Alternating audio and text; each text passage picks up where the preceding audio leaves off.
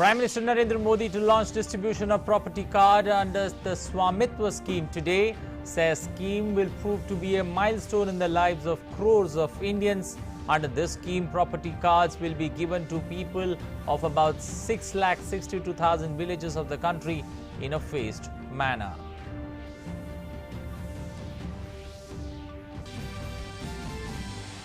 Political activities gear up for Bihar elections. BJP Central Election Committee meets in Delhi in presence of Prime Minister to discuss party candidates for the remaining phases. BJP President JP Nadda to address his first election rally in poll-bound Bihar's Bodh Gaya amid COVID-19 restrictions. Centre takes steps to lower the retail prices of tur urad dal. Record procurement of paddy on MSP during Kharif sale season. 48% more purchase of paddy till this year. More than 26 lakh tons of paddy purchased so far against last year's 17 lakh 70,000 tons of paddy.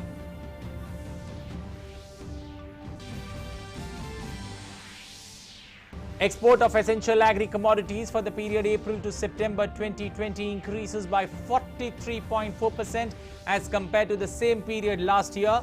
Balance of agri trade also significantly positive at 9,002 crore during the April to September quarter.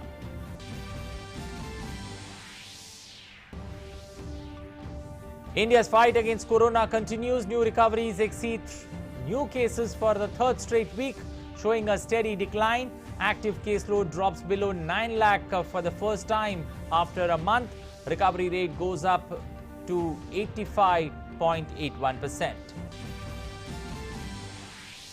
Armenia and Azerbaijan accuse each other of violating ceasefire in Nagorno-Karabakh, raising questions on how meaningful the truce brokered by Russia would turn out to be.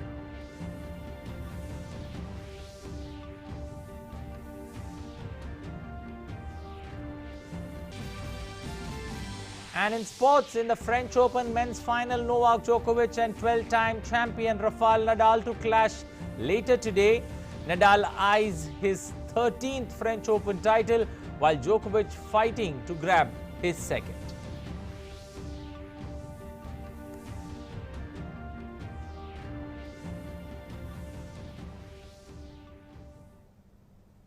Good morning. Welcome to English News. I am Anil Thomas. Now for the stories in detail. In a major step to transform and empower rural India, Prime Minister Narendra Modi will launch the physical distribution of property cards under the Swamitwa scheme today via video conferencing. The launch will enable around 1 lakh property holders to download their property cards through the SMS link delivered on their mobile phones. The much-awaited move will pave the way for using property as a financial asset by villagers for taking loans and other financial benefits. Prime Minister Narendra Modi will launch the distribution of property cards under the Swamitwa scheme and will also interact with the beneficiaries via video conferencing. Swamitwa is a central sector scheme of the Ministry of Panchayati Raj, which was launched by the Prime Minister on National Panchayati Raj Day on 24th April 2020. The scheme aims to provide the record of rights to village household owners in rural areas and issue property cards. Beneficiaries of the regions chosen for the pilot project of the scheme are ecstatic and say that their long-lost dream has come to reality. The beneficiaries of the scheme are from 763 villages across 6 states, including 346 from Uttar Pradesh, 221 villages from Haryana, 100 from Maharashtra, 44 from Madhya Pradesh, 50 villages from Uttarakhand and 2 from Karnataka.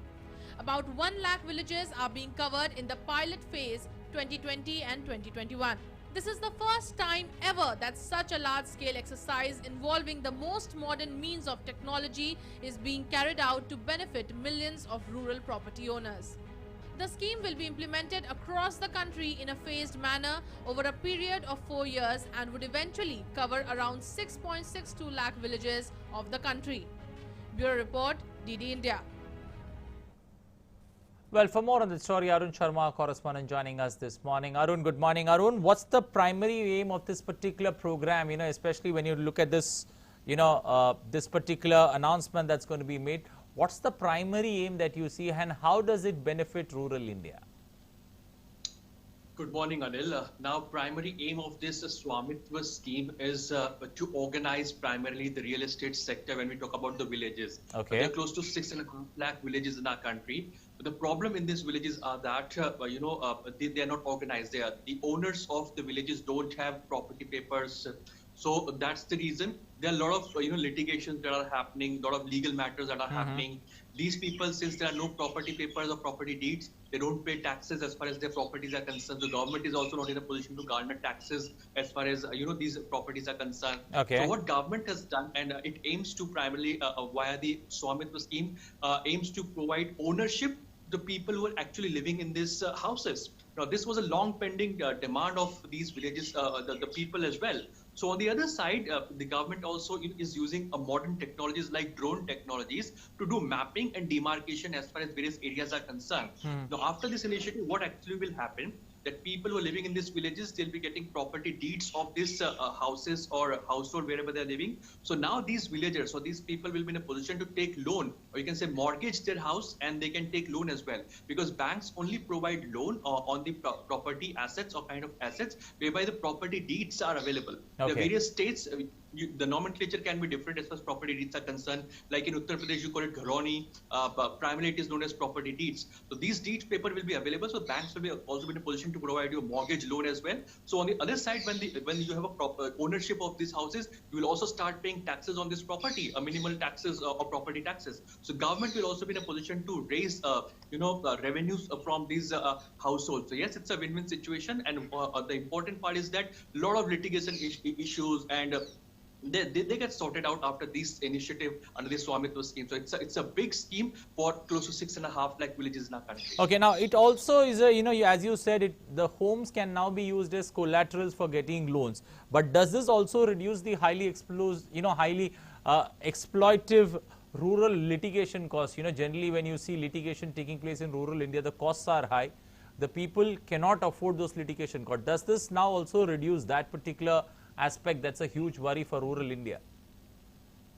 Well, so the major problem the villagers or these households were facing that they were not having ownership. The government, the panchayats, or the kind of the local authorities or municipalities were not recognizing these properties. So now what happens?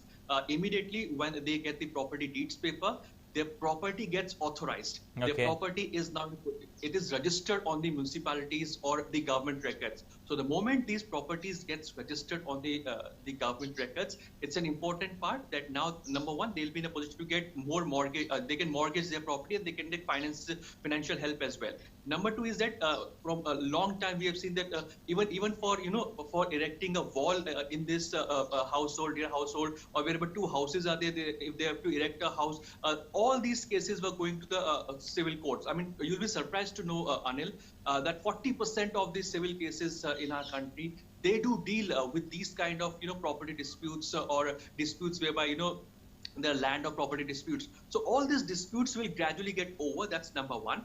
These people, the villagers or the village households, will be in a position to mortgage their house so they can take loans as well to fulfill their financial requirements. Third important part, government will also be in a position to garner more taxes as far as house tax or property tax is concerned. And it will also primarily organize this entire village household market. 6.62 lakh villages in our country are going to benefit from this scheme. So because they're getting actually ownership for which they were fighting for a very long time. They were living in these houses, but then they were not having any kind of ownership record or ownership proof as far as these houses are concerned. So no matter even if they were living in their houses, they were facing many problems that sometimes people used to come and ask that what is the proof you have. But now when they have on their SMSs, on their mobile phone, when they get to download their property paper, it's a big move, and Panchayati Raj Ministry has done a lot of work, because mapping via drone, demarcating via drone technologies, and doing it in a record time, it also means a lot for a country like India, where 6.62 lakh record villages are being covered under this Swamitva scheme by 2024. Okay, we'll leave it there. The Swamitva scheme that was launched by the Prime Minister on National Panchayati Raj Day, that's 24th of April 2020, and this particular scheme will be phased out for a 4-year period, and is going to cover the length and breadth of the country. In the first phase, 6 states being covered, and we'll come back to you, Arun, for more updates on that story during the day. Thank you and appreciate you joining us this morning. Well, moving on, BJP National President JP Nadda will today address his first election rally in poll-bound Bihar's Bodh Gaya amid the COVID-19 restrictions. This will be first public meeting by a senior leader of the party during Bihar Assembly elections. Nadda will be on a day-long trip to the state, where he will also visit the famous Hanuman Mandir in Patna and the JP Niwas, where Jayaprakash Narayan lived, before addressing the public meeting in Gaya. Nadda will later speak at a meeting of party leaders and workers at Patna, in which district presidents, MPs, assembly election candidates and other senior leaders will be present. The first phase of the 3-phase polls in the state is scheduled for October 28th. Moving on, the meeting of the BJP Central Election Committee was held in New Delhi on Saturday to discuss the names of party candidates for the upcoming assembly elections in Bihar. Prime Minister Narendra Modi, Union Minister Amit Shah, BJP President JP Nadda and other senior leaders attended the meeting at the party headquarters. In order to make the retail intervention more impactful, offer prices of pulses for retail intervention has been modified to the minimum support price or the dynamic reserve price, whichever is lower. Accordingly, Dhuli Urad is being offered to states and union territories for a retail intervention of 79 rupees per kilo for stock of Kharif 2018 and 81 rupees per kilo for K19. Similarly, Tur is being offered for retail intervention at 85 rupees per kilo. The Government of India has made this offer to all states and union territories to lift the stocks in bulk and in retail packs of 500 grams and 1 kilogram, depending on the requirement. The retail packs are being provided for retailing fair prices of PDS and other marketing retail outlets of the state government, such as dairy and horticulture outlets, consumer corporation society, etc. These steps have been taken to cool down the recent increase in retail prices of Tur and Urad for the welfare of consumers and to augment the supply of these pulses.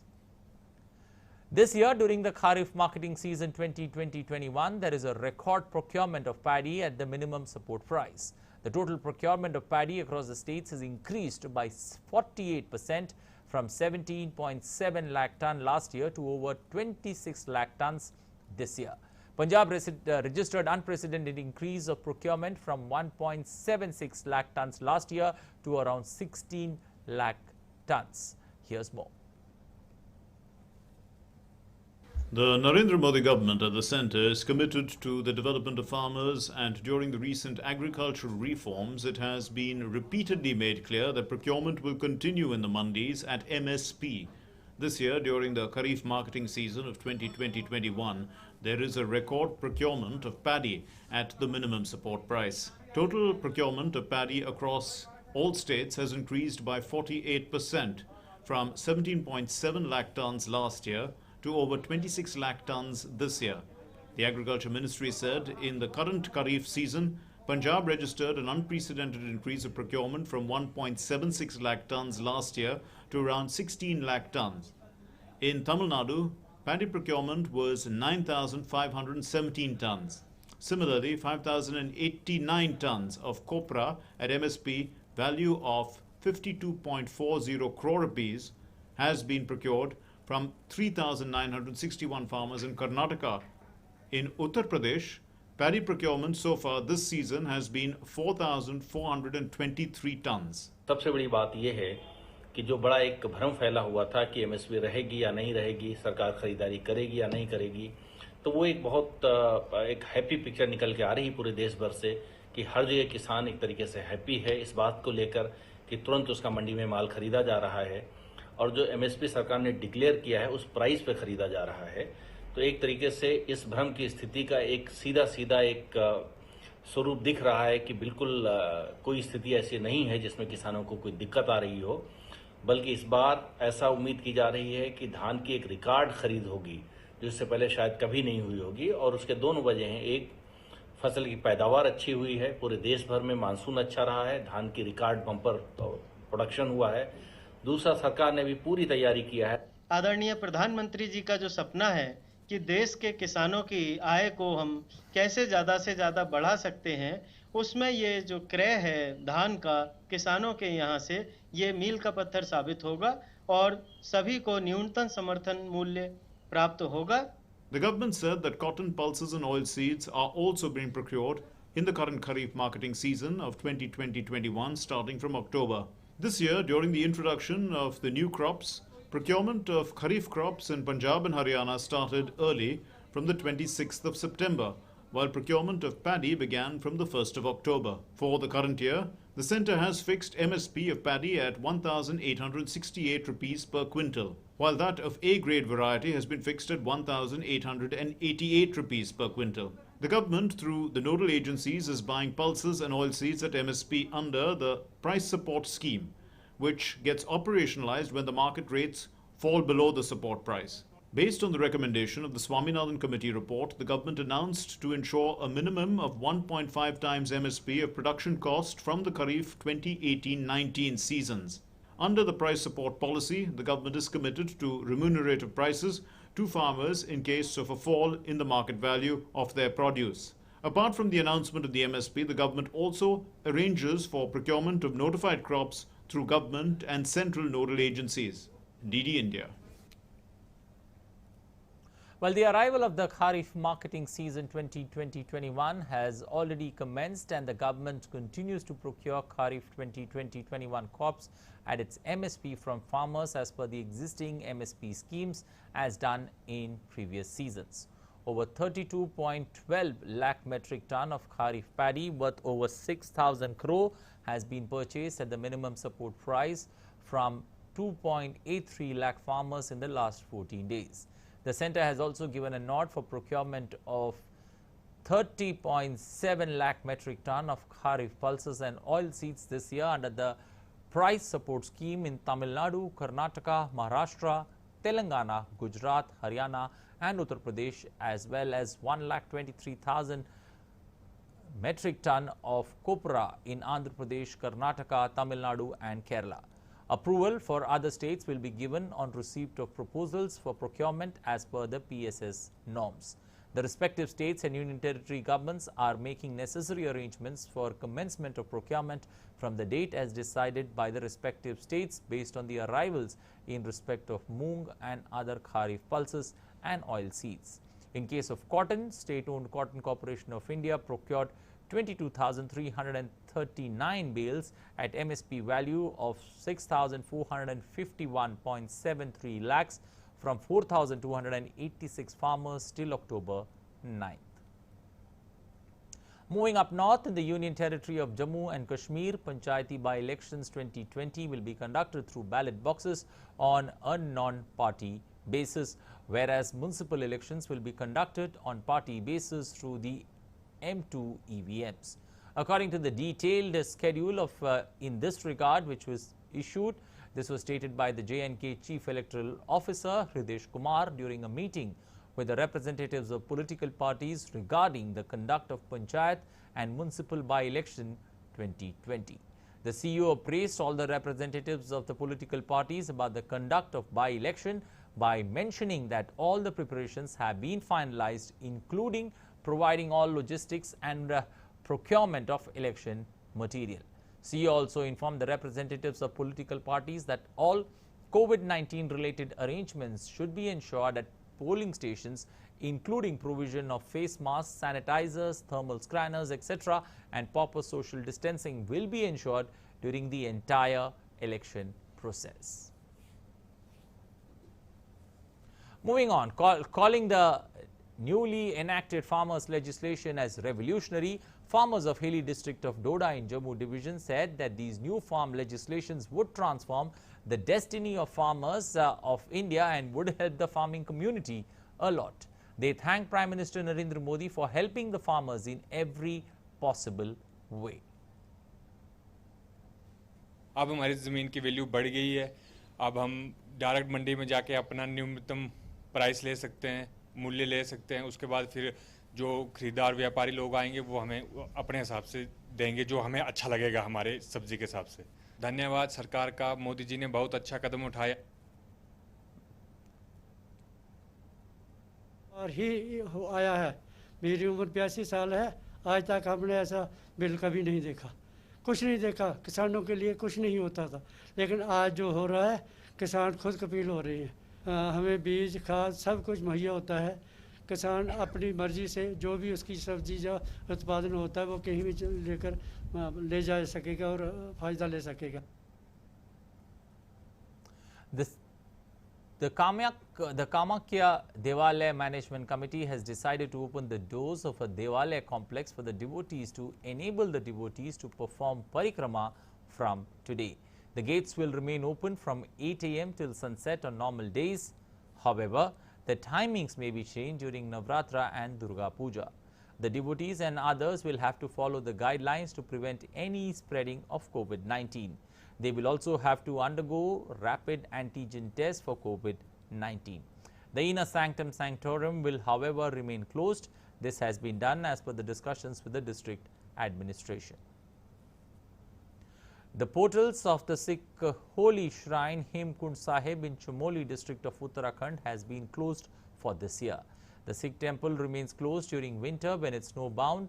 The Hemkund Sahib was opened late for devotees this year on the 4th of September due to the outbreak of COVID-19, and the pilgrimage went on for only 36 days, during which 8,500 devotees visited the shrine, according to the chief manager of the Hemkund Sahib Management Trust, Seva Singh.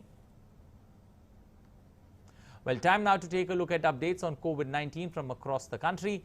India continues to report decline in active cases of COVID-19, with the number of infections staying below the 9 lakh mark for the second day in a row.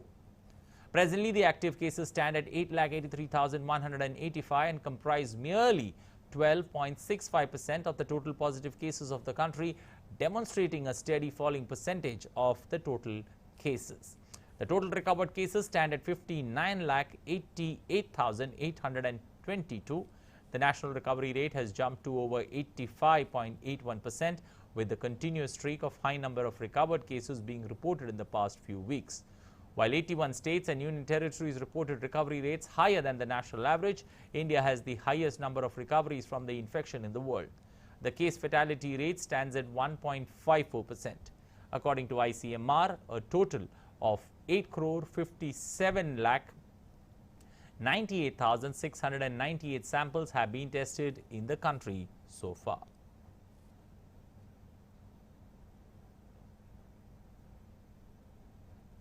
Moving to international stories, fresh shelling has been reported in the Nagorno-Karabakh region just after a ceasefire came into force between Armenia and Azerbaijan.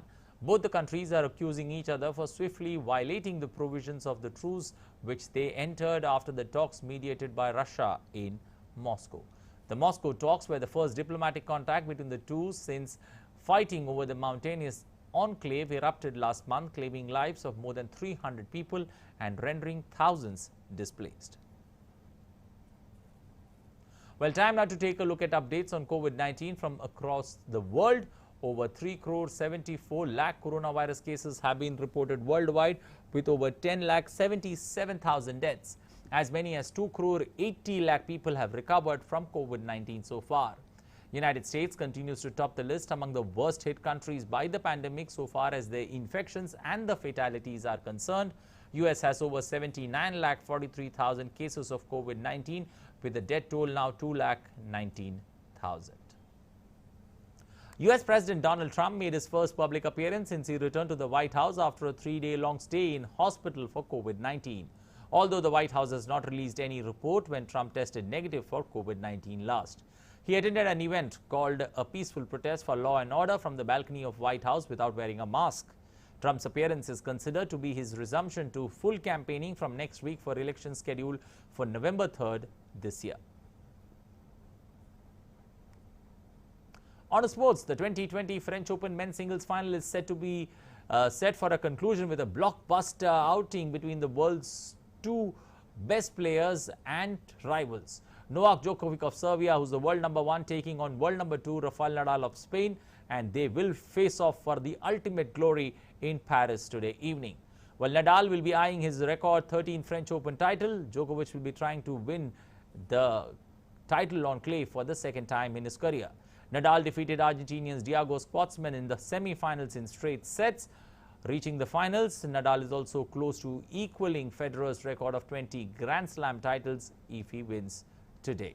However, the world number 1 Novak Djokovic entered the final, defeated 5th seed Stefanos Tsitsipas in a 5-setter, but he played just 45 minutes more than what Nadal did in the semi-finals. Djokovic had to struggle hard to win the match, which lasted 5 sets, while he has won all the 37 matches so far. He had to miss only one match after accidentally hitting the ball to the linesman at the US Open and was disqualified in the 4th round. Well, securing a first Grand Slam title is supposed to be an arduous task, but 19-year-old Polish player Iga Swiatek crowned an extraordinary fortnight to win the French Open in a blaze of winners on Saturday, crushing Sofia Kenin in straight sets 6-4, 6-1. Iga, who had dropped only 23 games en route to the final, produced another audacious display as she became the first Polish player to win a Grand Slam singles title. Well, time now to take a look at the weather.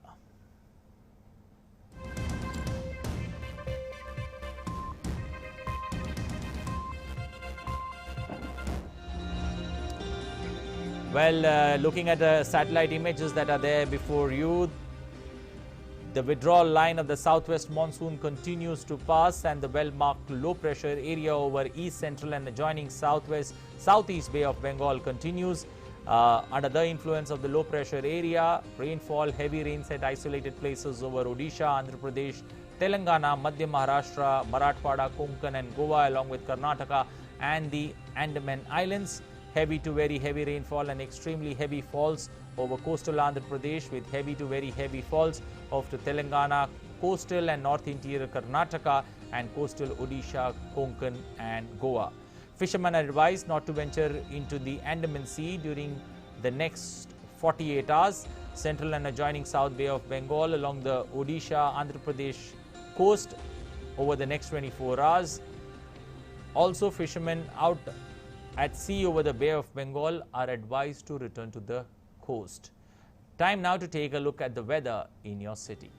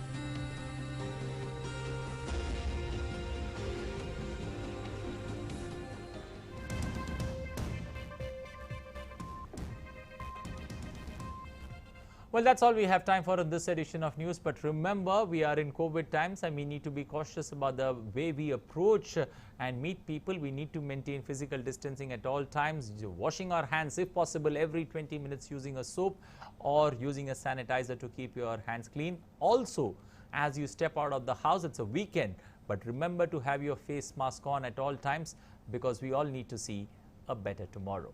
Thanks for watching.